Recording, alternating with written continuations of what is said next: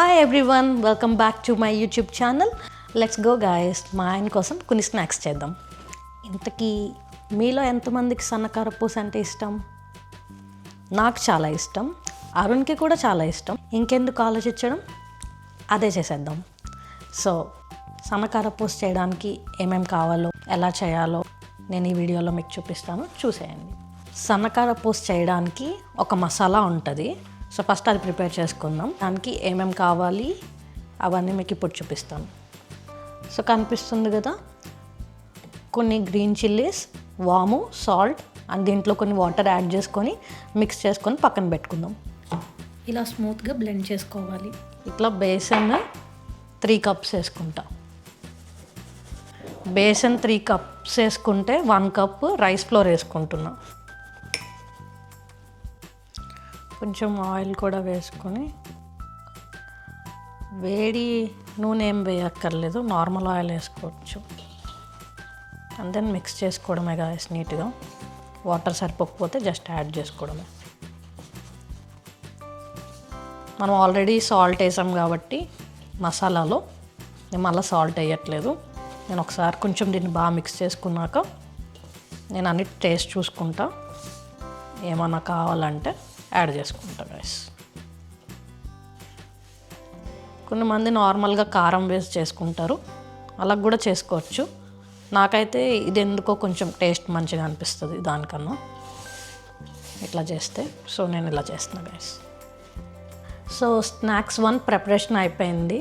So next snack 2 పల్లీ pakodi. So దానికి preparation చేసేసుకుందాం. సో వన్స్ ఈ 2 ప్రిపరేషన్ అయిపోయినాక ఆయిల్ హీట్ చేసుకొని మనం ఫ్రై చేసుకోవచ్చు. సో పల్లి పకోడీకి మెయిన్ ఇంగ్రీడియంట్స్ పల్లి.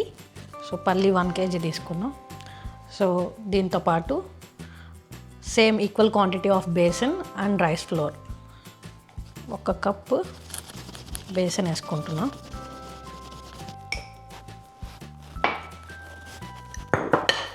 కొరియాండర్ పౌడర్, సో సరిపడా సాల్ట్,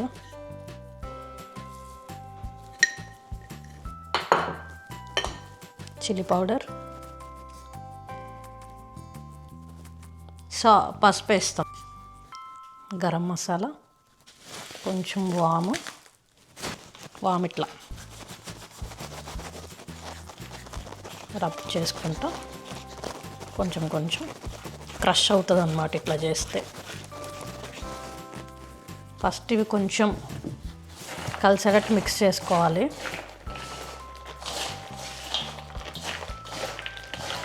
కొంచెం జింజర్ గార్లిక్ పేస్ట్,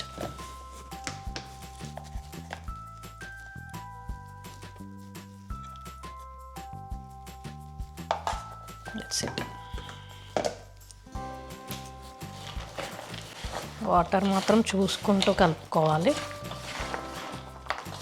కొంచెం కలుపుతుంటే మీకు అర్థమవుతుందా దానికి ఎట్లా పడుతుందో మసాలా. సో అట్లా మసాలా పట్టడమే, ఇంకెక్కువ వాటర్ పోసేసి లిక్విడ్గా చేసుకుంటే సరిగ్గా రాదు. అలా వీడియోలో చూపిస్తున్నట్టుగా చిన్న హోల్స్ ఉన్న ప్లేట్ని మిషన్లో సెట్ చేసుకోవాలి. తర్వాత స్టవ్ మీద ఒక బాండీ పెట్టుకొని డీప్ ఫ్రైకి సరిపడా ఆయిల్ పోసుకోవాలి. ఇప్పుడు పిండిని ఆ మిషన్లోకి స్టఫ్ చేసుకొని ఆ మిషన్ క్లోజ్ చేసి ఇంకా కారపూస వేసుకోవచ్చు.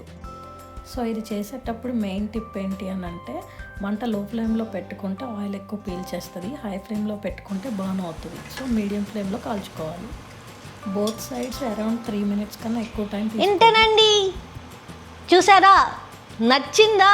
మరి ట్రై చేస్తారా?